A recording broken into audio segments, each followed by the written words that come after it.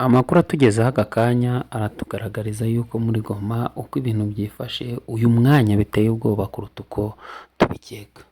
Isasu riracyavuze ubuhuha muri Goma. Abasirikare bo muri MONUSCO bari kwihungira bavamo, ndetse amasasu aracyacicikana mu kace. Bivuze ngo abantu bahari bose bafite ubwoba, umuturage ntabwo atuje. Mbese waba uzi neza ukuntu urugamba rwagenze kuva ku ntangiriro kugeza Goma ifashwe?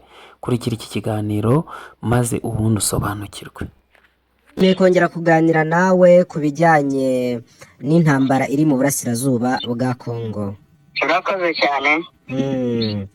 Nagira ngo tuganire ku bijyanye cyane cyane na event zahereye nko ku munsi w'ejo, uko ibikorwa byagiye bikurikirana kugera muri amasaha mu gitondo, ubwo umutwe wa M23 wavugaga ko ari uri kugenzura umutekano w'umujyi wa Goma.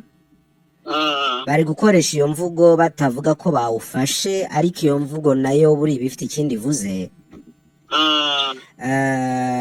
Nagira ngo rero duhere ku bikorwa uko byagiye bikurikirana, cyane cyane ndakeka ko wabikurikiye nawe. Yego. Umujyi wa Goma ubu ngubu twavuga ko umeze uti, twavuga ko uri mu ki? Umujyi wa Goma ni panike, amasasu ni menshi, utuvugana amasasu baracyavuga. Urajya grande barriere ugasanga ni amasasu gusa, petite barriere ni amasasu gusa. Muri make muri Goma abaturage n'ubundi barakikingiranye mu mazu. Yego. Abarasa ni bande? Bararasa bande? Bakarasira hehe? Amakuru twamenye nuko Wazalendo FDLR aribo bakomeje kurezisha kuri mu 23, kuko bamwe bari uyu mujyi wa Goma wari barawutangiye M23 ifite iri kugenzura na FARDC ifite ibice irimo kugenzura. Nk'ubu ngubu M23 ku gice cya komine ya Karisimbi, kuko Goma buriya iki gice irimo amakomine, harimo komine Karisimbi. Ikindi abantu bibesha ko Goma iri muri teritwari ya Nyiragongo. Nyiragongo nibyo ifite igice cy'umujyi isangiye na ville ya Goma. Muri iki gice cya Nyiragongo rero kiri muri ville hari uduce tugiye dutandukanye M23 iri kugenzura. Harimo aho bita Gihiti, hakaza ahitwa Quartier Turunga, hakaza ahitwa Quartier Buhene, Quartier Kanyarucinya na Quartier ya Munigi, ahitwa Kibati. Aho hose ni muri quartier zigize iyi ville ya Nyiragongo.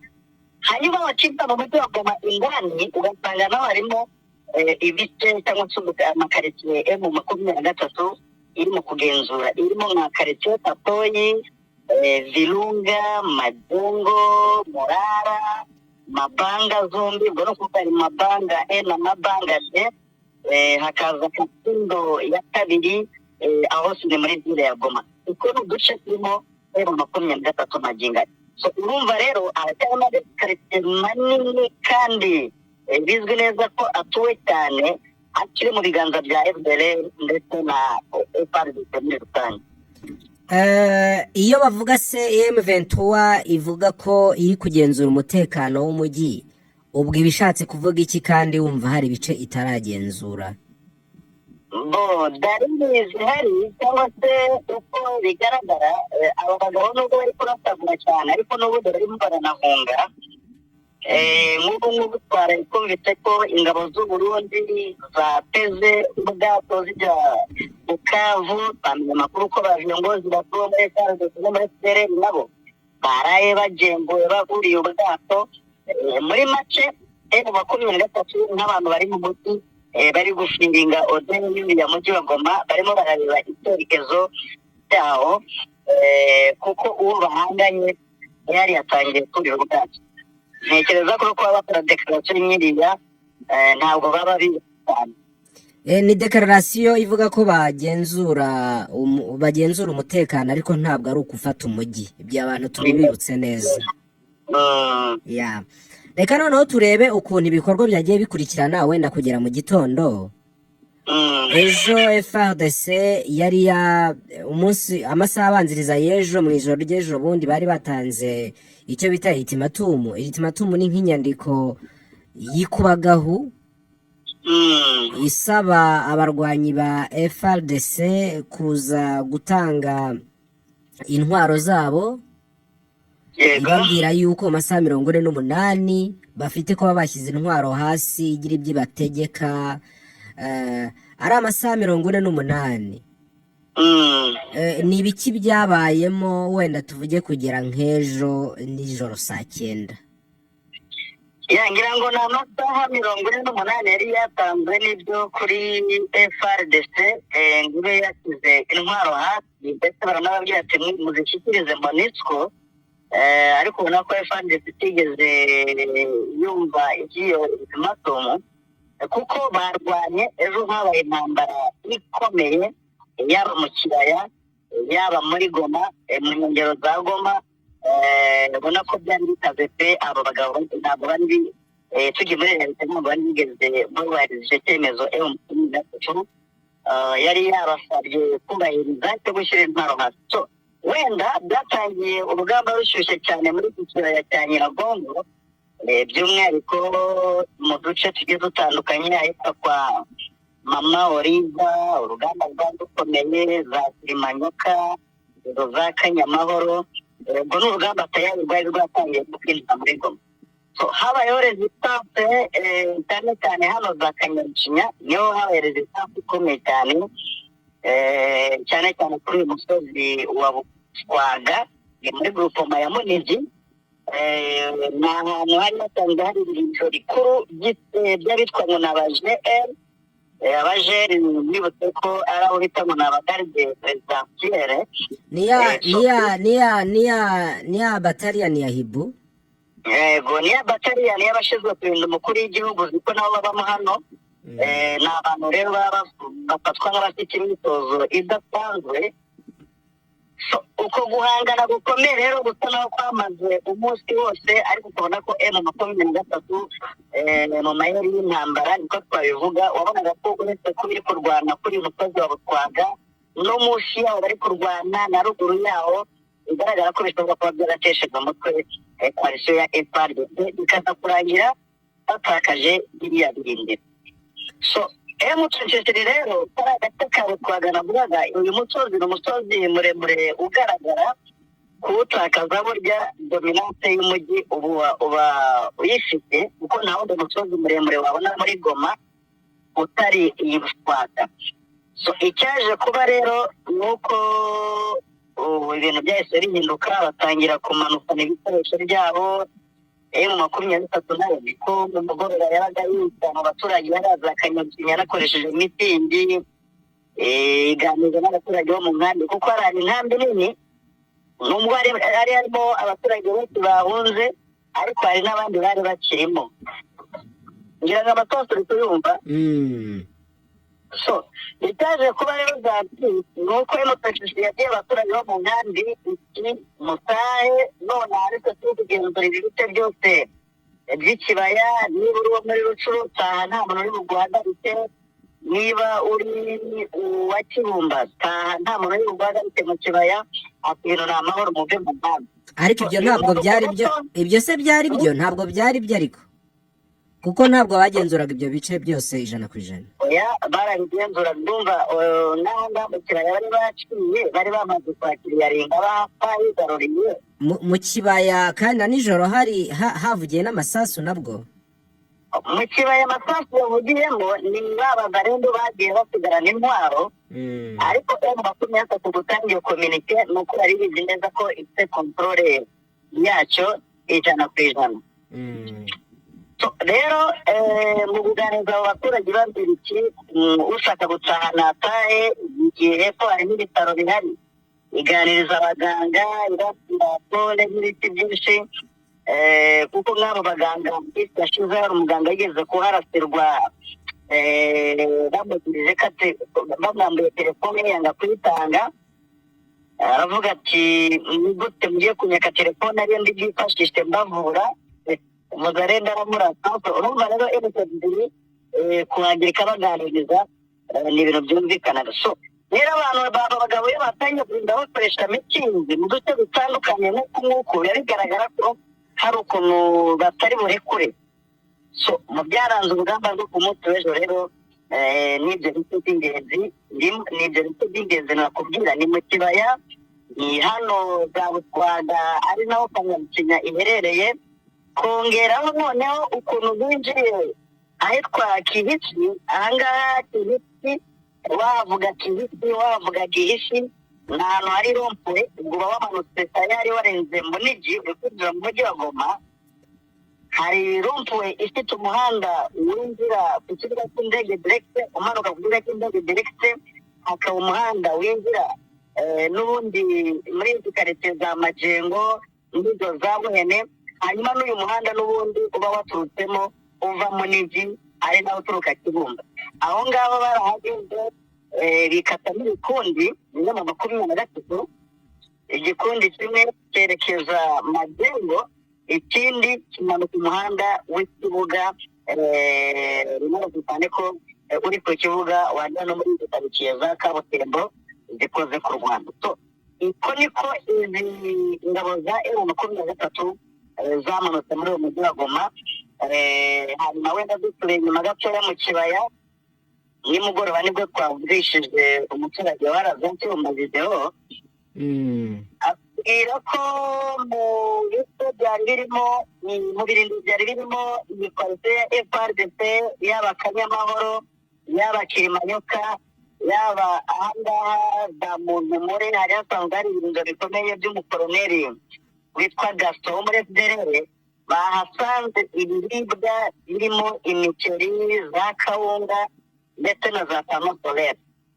Namubaza ndetse ibyo bikoresho basanzemo mwabirekeyemo cyangwa M23 nayo hari ukuntu yabirekeye? Ati reka da, abaturage twabyitwariye, ati kuko babonaga ko M23 idafite gahunda yo kubitwara cyane cyane y'ibiribwa n'izo pano solaire. Ngira ngo urugamba rwo ku munsi w'ejo brièvement ni uko niko rwari rumeze. Ariko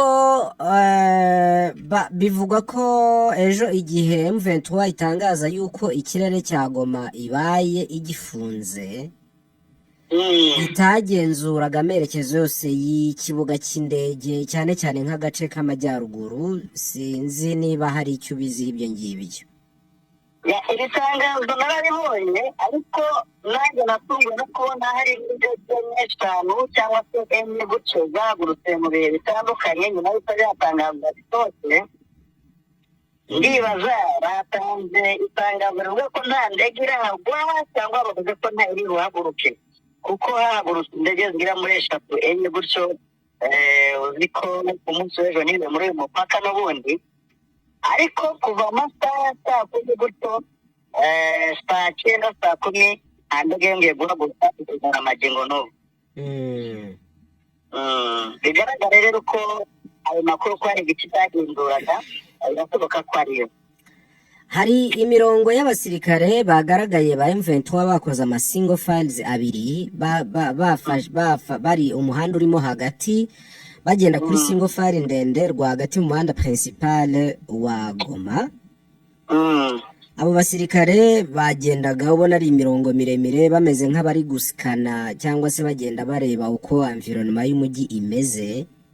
Abantu ntabwo bari benshi, wabonaga harimo nabonye nk'imodoka zitwara imizigo cyakora ziri kugenda n'abandi bantu bake cyane rwose. Kuba M23 se kumbwiye ko kandi nkuko binumvikana ko icyo gihe ari taragenzura umujyi kandi n'ubu itarawugenzura 100%. Ubwo izo single files zari zigiye hehe? Kuki binje mu mujyi gutyo nta kurwana kandi wumva hari ibice FRDC ndetse na FDLR bagifite? Goma ni umujyi munini ku buryo kubona abasirikare bagenda n'izo karitsiye nakubwiraga ukagira ngo ni y'amasibo ya hano iwacu, aba ari ahantu harehare. Ikindi ni uko kugenda gutyo baba bafite amakuru ko M23 yegereye, bagahitamo wenda gukusanyikira mu gice kimwe. so rero kuva nangaha rope ya gisi werekeza Majengo ni urugendo rurerure kandi mu muhanda dute principale wafashe ifoto rero ashobora kwifatira aho ngaho wenda wayireba ukagira ngo hari ukuntu ukundi ko bimeze ariko ngira ngo nuko nari maze kubigarukaho bakigera kuri rope ya gisi bikase n'ibikundi bigera kuri bibiri harimo igikundi cyamanutse umuhanda cyangwa se route principale imanuka ku kibuga cy'indege kuri aeroport ndetse n'ikindi kinjiye n'iyo za Majengo ari nazo cyakomeje hano za Virunga ngira ngo amakarito amaze kuyababwira so ubona ko rero mu by'ukuri kuba mu makuru atatu yagaragara mu makaritsiye y'uyu mujyi wa Goma ntabwo itangaza kirimo zanjye. Muri ayo masaha 48 M23 yatanze muri ultimatum twabonye harimo n'igikorwa cyo gufunga ikiyaga cya Kivu. Itangazo rikavuga yuko guhera ko kanya bagisohora itangazo ibikorwa byose mu kiyaga cya Kivu birahagaze. Ikiyaga cya Kivu cyarimo ni iki bikangaga mu kiyaga ku buryo bahise bagifunga? Ngira ngo mbere kuri icyo uvuze cyo kuba ari cyo bikanga mu kiyaga cya Kivu barabizi neza ko Abarundi ndetse na Tanzania isaha byatangiye kuvuga ko bashobora kuzana ingabo muri uno mujyi wa Goma twakwita nk'umusaga bivuze ngo rero kuba M23 yatanze ultimatum yindi yo gufunga amazi yarumvikana rero ko yaritanga ko haza izindi ngabo zikaba zayiha akazi zikatari ngombwa ariko nanone kuvuga kontrole y'amazi abona ko M23 nubwo yatangaga itangazo igomba ko yari ikintu yanditswe twagarukagaho no muri kiriya gice cya Minova imisozi miremire yaho harimo za Buragiza izo za Rutonga ni imisozi mu by'ukuri ituma ukontorora ariya mazi ntabwo M23 yatanze itegeko ryo kuba batagomba gukoresha ariya mazi ari uko iri ku mazi nyirizina nibyo ikitembo n'iyigenzura ni agace kari mu mazi twagiye tukagarukaho ariko nanone ukibaza bimeze gute ni gute iri gutanga ultimatum y'amazi nyamara itari Kituku itari hano mu Kizungu aho bita ngo ni Kuporo ibyo byose rero abantu bagiye bazibaza bitandukanye ngira ngo wenda utari n'ikindi nakongeraho ni uko amato yatwaraga ingabo z'u Burundi n'abo basaza muri Parisiyo nijoro yarayagenda ubwo rero sinzi kontrole y'amazi ya M23 uko yari ihagaze. Nabonye mu byagiye bicaracara cyane nabonye ko hari amato muri ayo masaha 48 niho turi kuvuga nabonye ko hari amato ngo abiri yari asanzwe ari akorera Rubavu na Rusizi ya Emmanuel kandi na Emmanuel kabiri zishobora kuba ngo zatwaye abategetsi b'abasirikare bakuru ba FARDC nabo banyura mu mazi bahunga ibyo nibyo hari amakuru abimenyeho narimo nkubaza ibyayo mato yahungishije abategetsi b'abasirikare bahungaga bivugwa yuko ngo amato yanatanzwe na M23 ngo bahunge ibyo hari icyo bimenyeho ngira ngo wihangana uraza gusubiramo ikibazo nari nkiri kubanza nerekana ibyangombwa nonje ubu tuvugana magaze la corniche mekijangijeho ndiho ndareba imbere yanjye ritiko imwe ebyiri eshatu enye eshanu esheshatu gutyo zigiye gupakira aba bantu bo muri Monisco bigaragara ko umujyi wa Goma nyine bashaka kuba bagiye ku ruhande sinzi ngo destination ni iyihe nkaho usubiramo cya kibazo rumbajije maze ku abo ni ba bakozi ba Monisco barimo bavuga ko bashaka guca ku butaka bw'u Rwanda bagenda yego nibo rwose nibo ikibazo rero nabazaga hari muri ya mato muri ya masaha 48 hari bivugwa ko mu gihe amazi yari afunze ngo M23 ishobora kuba yemereye amato abiri, amato asanzwe akorera ubundi Rubavu na Rusizi na Bukavu na Goma ya Emmanuel Kane na Emmanuel Kabiri. Uriya bwato bwa Emmanuel byavuzwe ko ngo bwajyanye abasirikare bakuru ba FARDC bahunze. Nibyo nibyo birashoboka kuko buriya bwato butwara abantu benshi cyane. Nanabikubwiye ko hari ba officers bo ku rwego rwo hejuru muri coalition ya FARDC bahunze bakuyemo akabo karenge. Ubona ko rero ntabwo ayo makuru twayakerensa, agomba kuba ariyo kuko ubu bwato ni ubwato butwara abantu benshi hafi 3,000, hari ubutwara hafi 3,000. Muri rusange urumva ko bitoroshye. Aho kuri la corniche bimeze bite se ubwo ngubwo ko wageze? La corniche ni inkuru ihari, ni aba bantu bo muri MONUSCO n'imiryango yabo, abana, ni ingeri zitandukanye. Ubona ko barimo kurira aya mabisi ya Ritiko, kandi ni benshi. La corniche reka twibutse abantu ko ari ku mupaka neza aho ngaho, umupaka w'u Rwanda witwa la corniche. Ngo ni umupaka mukuru uhuza u Rwanda na Congo, Grand Barrier. Hakurya hari ikintu kidasanzwe uri kubumva? Ya masasu mato aracyavuga. Ubona ko umujyi wa Goma byanga byakunda ugomba kuba wakigorora n'izi nyeshyamba, kuko niba MONUSCO ihunze FARDC abasirikare bakuru bakaba bahunze, byanga byakunda hari ukundi kuntu bimeze. MONUSCO ariko abahunga twibuke ko abo ni abasivili bari kwambuka umupaka, ntabwo ari abasirikare. Nibyo abasirikare abo baracyari kuko nabo bari gukora ibijyanye na désarmement. Reka tuvuge kuri désarmement, kwambura intwaro bariya abasirikare ba FARDC wabikurikiye byo? Ngira ngo iyi désarmement nibyo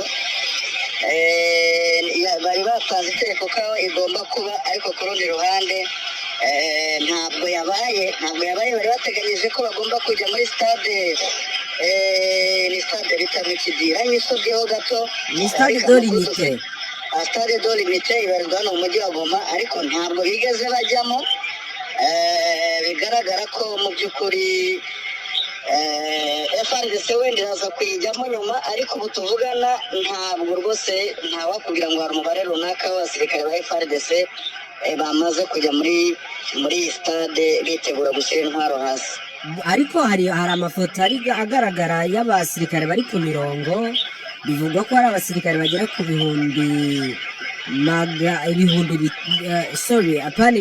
magana atanu, abantu 500. Igisirikare cyo muri Uruguay cyambuye intwaro kuri ya mirongo igaragara hariya.